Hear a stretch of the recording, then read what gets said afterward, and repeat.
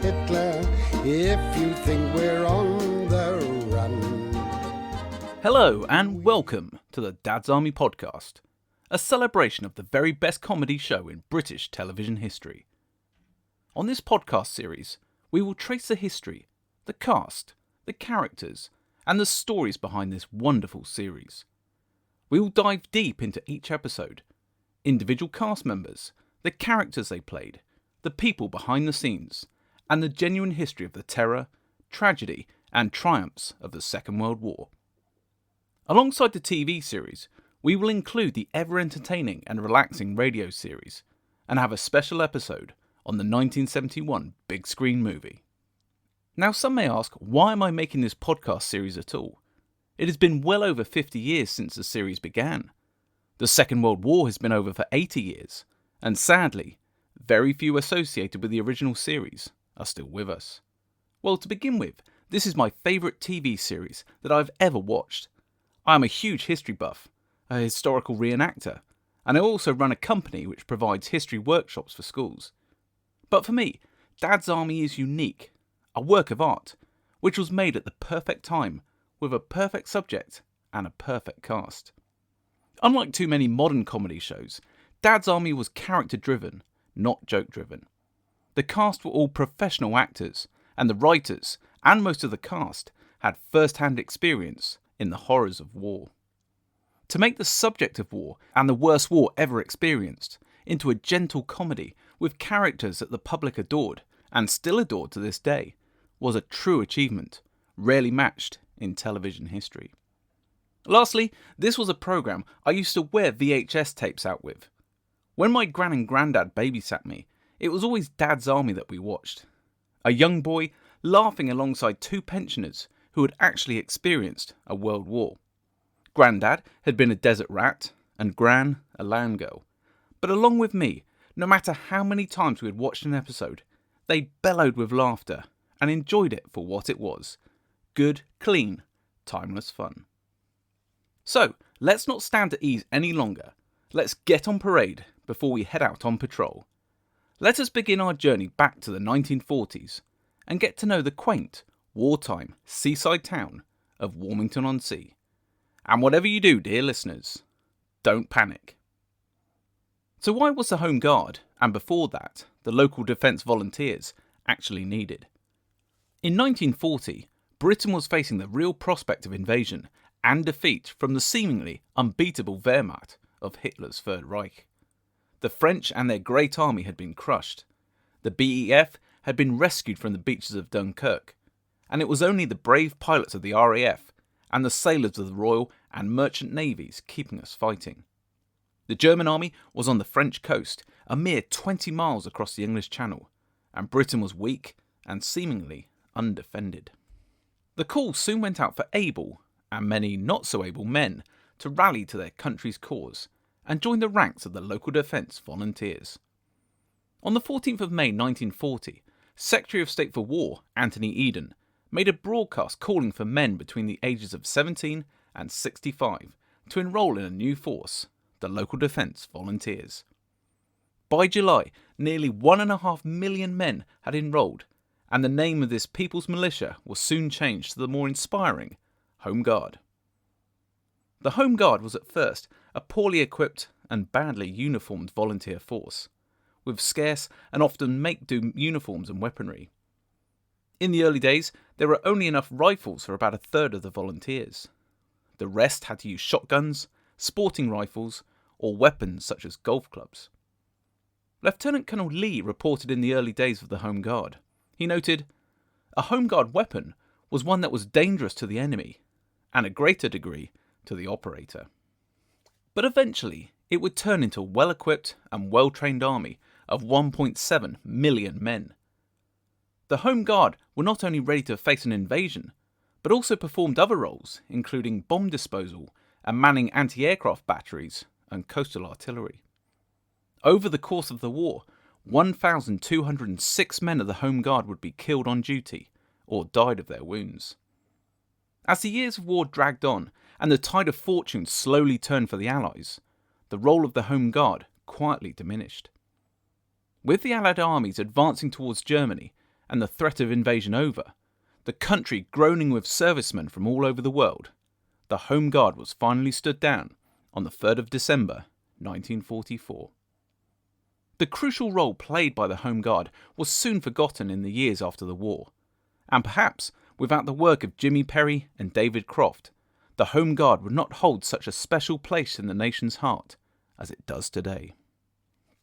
Jimmy Perry is credited with the original idea for Dad's Army, which was based on his own experiences in the Home Guard during the Second World War. He would soon create a comedy bond with David Croft, and together they would go on and create such masterpieces as It Ain't Half Hot Mum, Heidi High, and You Rang My Lord. Many of the sitcoms Perry co-wrote with Croft drew heavily on their personal experiences. For Jimmy Perry's Home Guard experience, at 16 he joined the Watford Home Guard. In fact, the character of Frank Pike, the mollycoddled, scarf-wearing mummy's boy, was based upon a teenage Jimmy Perry, who said, "My mother didn't go as far as making me wear a scarf, but she came pretty near." Jimmy Perry's original hope was to write Dad's Army to give himself a good part for him, compared to the very small roles he had had before as an actor, so he wrote himself the part of Walker. Jimmy Perry himself would corroborate this by saying, "I kept telling myself that I must write for television, because I could create a good part for myself. That was the main reason for writing Dad's Army." This was not to be, however, as David Croft later advised him that as a producer, Jimmy needed to be behind the camera to keep an overall eye on everything. It might also look that Jimmy was giving himself the best lines. Jimmy was to see the actor side of the camera eventually in episode 6, Shooting Pains, but that is quite a long way away at the moment. Before Dad's Army came into being, Jimmy Perry was working for Joan Littlewood at the Theatre Royal in Stratford. He knew from his own TV viewing that forces comedies such as The Army Game and Bilko always seemed to work. Jimmy continued, "It was important I wrote about something I'd experienced and understood, and then I thought about the Home Guard. After all, I had served in it at Barnes and Watford during the Second World War. It seemed a wonderful subject for comedy, and one that hadn't been tackled before." But there were problems even in the planning stage. There was a real worry that the Home Guard had been totally forgotten by the British public. After all, this was more than 20 years after the end of the war. No one talked about them. Would anyone care? Jimmy Perry remembered a disconcerting moment in the days before Dad's Army. "I went into a library to see what books they had on the subject, and was astonished when the librarian asked, 'The Home Guard? What's that then?' Undeterred, he travelled to a place which certainly knew what the Home Guard was, the Imperial War Museum. He recalled his delight in going through the relics of war, especially the training pamphlets on how to make a Molotov cocktail, pamphlets he himself had read during the war. Jimmy Perry wrote, "I was a 15-year-old boy in the Home Guard, and it was an exciting time. I was convinced this was a subject that could be successfully explored through comedy. Convinced of his idea, he knew that just like the movie Oh Mr. Porter, there had to be a certain balance of characters, including a pompous man, a boy, an old man, and so on. With a perfect combination of main characters and his own experience of the Home Guard, with all its amateur enthusiasm, crazy antics, and the initial dearth of weapons, this would be the centerpin of his comedy. And this comedy was to be called The Fighting Tigers." His head was full of ideas, and he was adamant that the first episode should include a lecture on how to destroy a German tank. A lecture on that subject was something he had himself experienced. So, with the first script done, just like any good writer, he put it in a drawer and left it for a bit. It was in the summer of 1967 when Jimmy got his break, and it was from his agent, and more importantly, who she was married to. His agent offered him a role in Beggar My Neighbour. It was not the role that was the break, but the fact his agent was married to a certain David Croft. Croft was a BBC producer at the time, and like Jimmy, had experienced war at first hand during the Second World War. Croft served in the Royal Artillery in North Africa and the Far East. Jimmy Perry remembers his first contact with the producer. We were rehearsing at a boys' club on a hot summer's day. I saw David fiddling about with his white sports car and grasped the opportunity to tell him about my script. He was non-committal, but agreed to read it. And what must have seemed like a lifetime, David Croft eventually appeared enthusiastic about Jimmy's script. So enthusiastic, he forwarded it on to Michael Mills, the head of the BBC's Light Entertainment. Michael Mills would be a stoic supporter of the series, took the idea almost immediately, but with a couple of provisos. First, David must produce this programme in partnership with Jimmy, and secondly, the name had to change. The initial working title, The Fighting Tigers, didn't really catch the imagination. Mills's suggestion? Dad's Army. This new name and new partnership would be a match made in heaven. David Croft would later remark on his working relationship with Jimmy Perry. He said, "It was extraordinary how our writing styles were so similar. Whenever I watch an episode now, I can't tell who wrote it." With all this support and enthusiasm for Jimmy's scripts, within 6 weeks, Dad's Army had been given the official go-ahead, although there were still a few worries, and worries that came right from the top. Many of these worries became arguments and were centred around the opening and closing credits. The original idea of the closing credits was to have a procession of the main characters, as would actually happen, but to have footage of the Second World War behind them, footage of the horrors of war, refugees, battle and devastation. Michael Mills was steadfast in his belief that during the opening and closing credits, the audience should see what the Home Guard would potentially be up against, i.e. tanks, heavy artillery, machine guns, the horror of Blitzkrieg. Mills wanted a stark contrast between the Wehrmacht and the, quote, pathetic, comic, but valorous nature of the Home Guard. Michael Mills would write a strongly worded memo to the controller of the BBC. As requested by you, following the viewing of the first of this series, the amendments listed below will be made to the opening and closing titles of this series. The shots of refugees in the opening titles will be replaced. The shots of Nazi troops, with the captions and the artists superimposed, will be replaced by something entirely innocuous. Having established that your wishes are going to be carried out, I would like to record my profound disquiet over your decision. This is the first New Look programme on BBC One for which I have been responsible, and I am shocked about the alteration required. The whole object of this comedy series is to contrast the pathetic, comic, but valorous nature of the Home Guard, who believed at the time that this, the Nazi hordes, was what they were up against. It seems to me to be not only right but essential that this fact is brought home to the viewers, and it is surely our justification for doing a comedy programme on this subject. Looking as I do at the abrasive nature of some of the output of other departments in the BBC television service, I cannot help wondering whether we, in the comedy department, are controlled by different standards, i.e. clowns must stay clowns. In any case, this decision cannot help but have a depressing effect on me and upon some other people working in this department. The thought that other departments in television are allowed to advance their output into new areas, whilst we, apparently, are not, can only have a bad effect in the long run. Paul Fox, the BBC controller, would make the final call, however. He was against the genuine footage in the closing credits and the proposed shots of refugees in the opening credits. Fox declared these clips were not in line with the feel of the show. He said, "The shots I was unhappy about showed refugees and Nazi troops, and to me they had absolutely nothing to do with the subject of the series. That was my concern." Fox's official response via memo is as follows.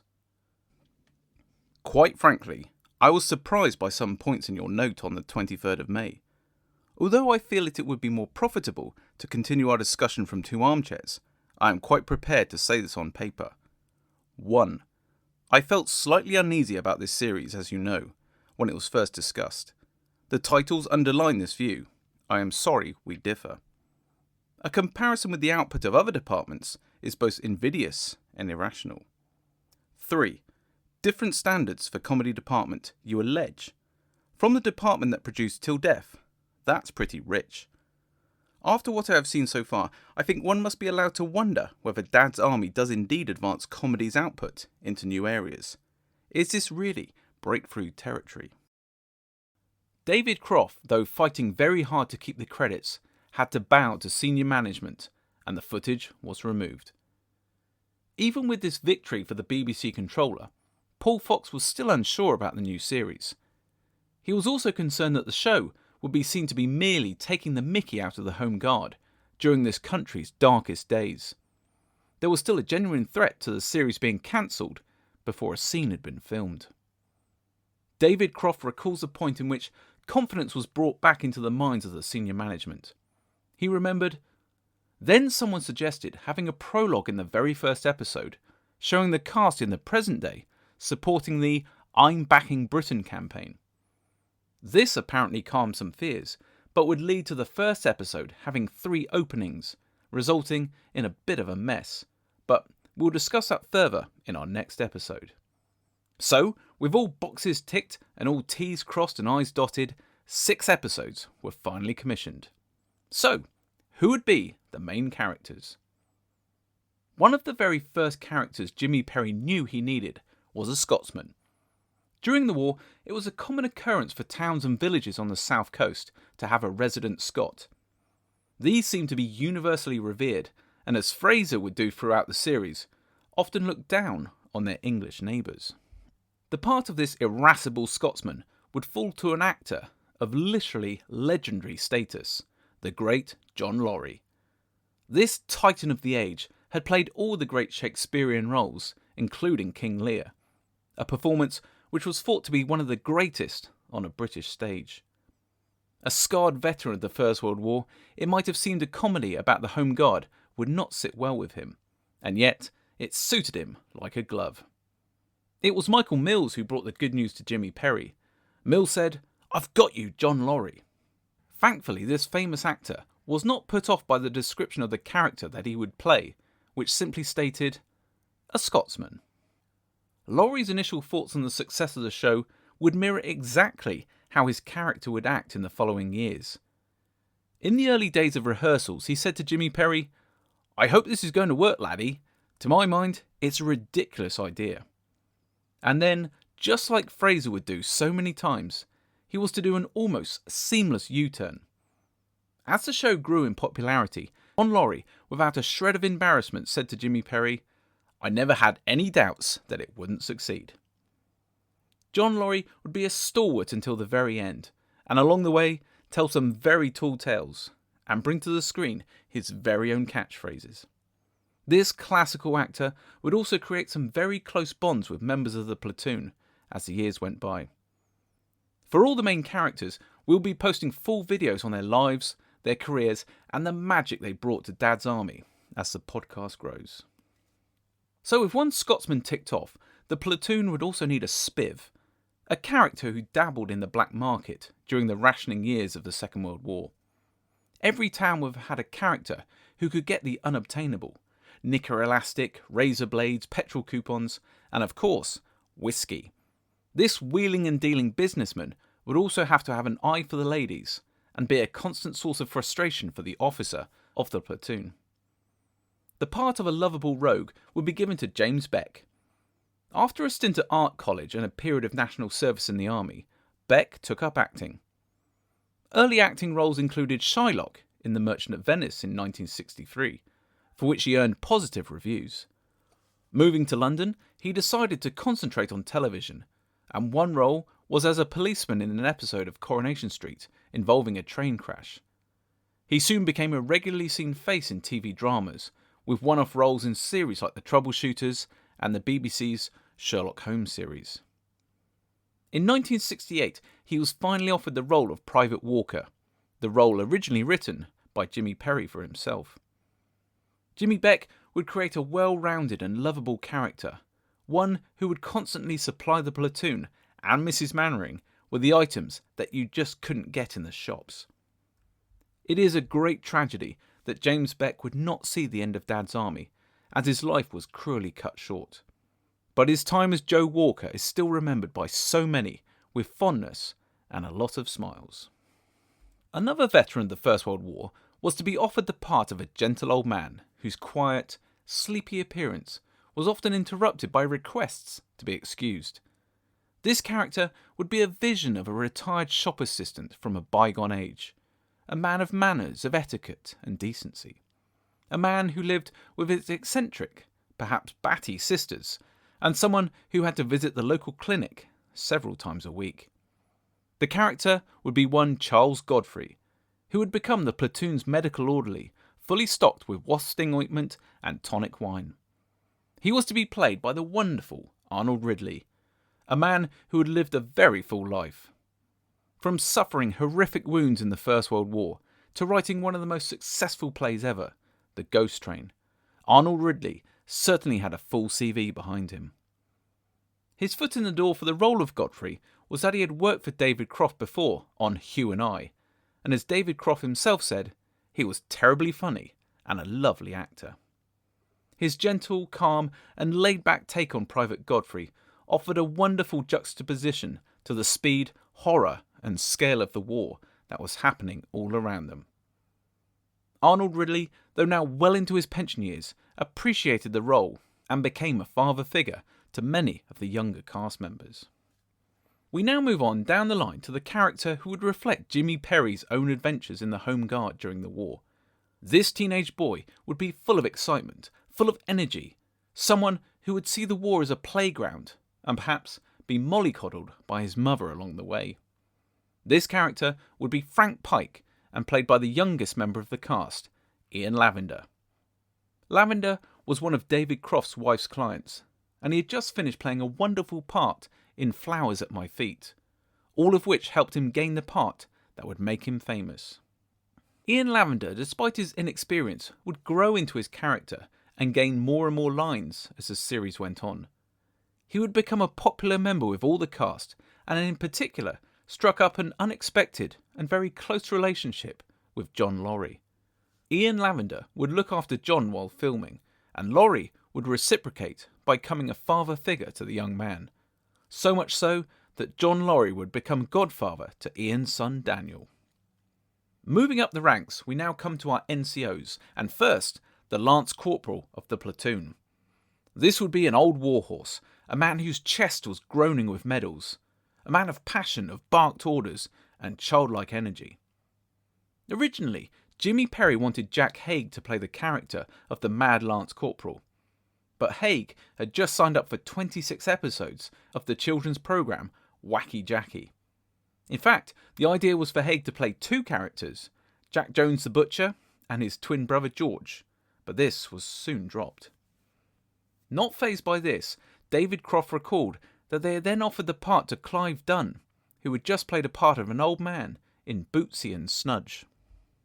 Clive Dunn, although about to play an old man, was not an old man himself, and had seen service in the Second World War, where he endured a large part of the conflict as a prisoner of war. Clive Dunn would be lukewarm to the idea, and wasn't 100% confident about the success of the show, but the hiring of the next character would ensure Clive Dunn would give Dad's Army a go. Above all others, his antics, manic enthusiasm, and all his catchphrases would make Dad's Army the fan favourite right up to the modern day. Now we come to the sergeant of the platoon.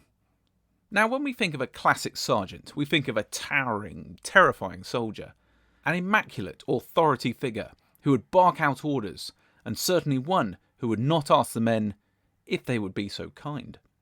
In essence, a sergeant should be the very model of perfect military bearing and parade ground perfection. But through many twists and turns of fate and BBC management discussions and arguments, the role of the platoon sergeant would be given to the very unmilitary looking John Le Mesurier. But this was not always meant to be, and delving into this period of Dad's Army and the selection of sergeant and captain is certainly full of grey areas. But what seems to be true is the following. The original idea was to pair Robert Dorning as the captain and Arthur Lowe as the sergeant. This was inspired by the pair in the similar boss-subordinate role, the popular Granada comedy series Pardon the Expression, and its spin-off, Turn Out the Lights. Jimmy Perry had enjoyed the chemistry between the two actors on screen, and penciled them in as the types he would have liked. The desire to have Arthur Lowe in a BBC comedy would ruffle feathers, which we will look at in just a moment. Some sources claim that comedy actor Thorley Walters would take on the role as the captain, but when he turned it down, it was then offered to John Pertwee. Pertwee, who had many other commitments, also turned down the role of Mainwaring, and so finally, after much insisting from Jimmy Perry, the inspired selection of Arthur Lowe as the captain was completed. Robert Downing didn't totally miss out on Dad's Army screen time, as he appeared as the panicky and screamy bank inspector in Something Nasty in the Vault. But back to Sergeant Wilson. John Le Mesurier was another fine screen actor who could count amongst his friends stars like David Niven, Fred Astaire and Noel Coward. Mesurier's screen credits included Pirate's Progress, Brothers-in-Law and I'm Alright Jack. I personally love him in lesser-known roles such as the butler Barrymore in the Peter Cushing's Hound of the Baskervilles and the ship's chaplain in the Battle of the River Plate. John Le Mesurier was also a veteran of the war and saw service not only in the army but also as an ARP warden for a brief period. He wrote, "Shortly after the outbreak of the Second World War, he signed on as an ARP warden at Dolphin Square. In his autobiography, A Jobbing Actor, Mesurier described his first night as a warden. An air raid siren earlier in the evening had proven to be a false alarm. Later that night, I awoke to a second siren. I threw on some clothes, not forgetting my new tin hat, and made my way to the warden's post in Dolphin Square. In the blackout, this was difficult enough, but my progress was delayed by several friendly inquiries from people who wanted to know if everything was all right. Instead of responding honestly, 'How should I know, madam?' I put on a tight-lipped expression and urged everyone to keep calm and leave it to me. The response was commendably disciplined, except from an elderly resident who appeared in the streets in his pyjamas shouting, 'The hooter! The hooter! The hooter!' I hurried on, trying to keep my tin hat balanced on my head. It was only now that I realised that its strap was missing, and my gas mask was clasped to my side. When I at last reported for duty, nothing of course was happening. We hung around for a time practising our bandages. I was no good at this, but John Bailey, a close friend, covered for me. He soon joined up, however, and his time in the army started off with an event which could have been classic Dad's Army material. Once he had tied up his affairs and said his goodbyes to friends and family, he made off to Tidworth at his leisure. He arrived unannounced and unexpectedly in the back of a taxi, carrying his golf clubs. When he stepped out of the taxi, he was met by a sergeant. John told Walter Clapham in a 1976 interview, "The sergeant didn't seem to think my golf clubs entirely necessary. He said, 'What do you think you're here for then? A long bloody weekend?'" But even with a fine military background, famous pals and great roles on his resume, John Le Mesurier was hardly enthusiastic at the role, perhaps already reflecting Sergeant Wilson and his lack of energy. His widow Joan remarked that John didn't exactly jump at the chance, although he was impressed with the calibre of the assembled cast. She said John bemoaned the fact there was no romance in the series, and hardly any women, so John thought it wouldn't last. He kept phoning Clive Dunn and discussing it, but there wasn't really a chance that he would turn it down, and I'm glad he didn't, because he loved the programme. Now, before we briefly discuss how the captain of the platoon was signed up, a quick mention of the battalion of supporting actors who did so much to make Dad's Army what it was. There are too many to mention at the moment, but as we progress through our series, we will give plenty of time to these stars. Have no fear. But briefly, we'll be covering one-off guest stars like Phil Maddock, the U-boat captain, the silent soldiers who stoically paraded alongside the front-rank characters, characters like Mrs. Pike, Mrs. Fox, Captain Square, the Colonel at HQ, the Vicar, the Verger, Hodges. They'll all get their time in the limelight. But back to Captain Mainwaring and the man who had become a legend by playing him. Arthur Lowe, like Clive Dunn and John Le Mesurier, had seen service in the Second World War. He began with serving with the Duke of Lancaster's own yeomanry. He was busy in the early days, working with horses, and very soon his unit became known as the Royal Artillery. Arthur had always suffered with his eyesight. In fact, so bad, he had been turned down by the Navy before signing up for the Army. With his eyesight becoming a drawback, he was transferred to work on the wireless and with radar, which saw him then transferred to the Royal Army Ordnance Corps. Being shipped out to Egypt, which was the focal point of most of the British war effort at the time, he was soon transferred once more, this time to the REME, the Royal Electrical and Mechanical Engineers. Whilst out there, he became a fine horseman, learned to speak Arabic, and legend has it, rode camels on a regular basis. Now, as we've already said, Arthur Lowe was certainly not the first choice for many at the BBC, as he was best known for the grouchy character of Leonard Swinley in Coronation Street. It is a famous phrase from Michael Mills that highlighted several views on using Arthur Lowe at the BBC. Michael Mills is said to have remarked, "We don't use him," implying Arthur was an ITV man and therefore not suitable at the BBC. But Mills was soon to change his mind and saw the genius of not only having Arthur as the captain, but have the posh, aristocratic Arthur Wilson as his sergeant. Seeing the possibilities, Mills then said of Arthur Lowe, "We should have him, he suffers so well." But by 1966, Arthur Lowe had stepped away from his recent work to look for newer pastures. So whilst doing theatre work, he lunched with Jimmy Perry and David Croft. The writing pair put the proposition to Arthur about playing the main character of George Mainwaring. Lowe asked his wife Joan what she thought, as he always respected her judgment on decisions when it came to his career. Not only did Joan convince him to take on the role, but also appeared many times as several figures during the course of Dad's Army, although not as many as Arthur would have liked. Now, before we close this prologue and get into the episodes themselves, it is perhaps worth mentioning how the setting was first come up with. The initial town for the town in which the escapades of the platoon were going to happen was going to be Brightsea-on-Sea. Now, whilst the location of the town was agreed to be on the south coast, as this was the coastline most at risk, the name did not sit right with Michael Mills. He changed it to Walmington-on-Sea, which I'm sure you'll agree is perfect. Jimmy Perry wrote, "I pictured a small seaside town along the coast from Folkestone, an area of the world I knew well." Filming would not occur on the south coast, but in Norfolk, as David Croft explained. "We started filming in April and wanted somewhere that had lots of evergreen trees, because it was supposed to be summer. We also wanted to film undisturbed, and the big battle areas around Thetford were ideal. There were rumours," he continued, "that East Anglia was picked because I lived there, but that's incorrect. I did buy a house there, but that was after the filming had already begun." So there we have it, how the very idea of Dad's Army came about and how the cast, which was to forge such a legend of its own, was created. In our next episode, we will be beginning with the very first episode of Dad's Army ever transmitted, The Man and the Hour. We will look at how it differs from the radio version, how I rate it on my pigeon score, as well as giving little nuggets on what life was like during those terrible, terrifying and triumphant days. We hope you'll join us on the journey.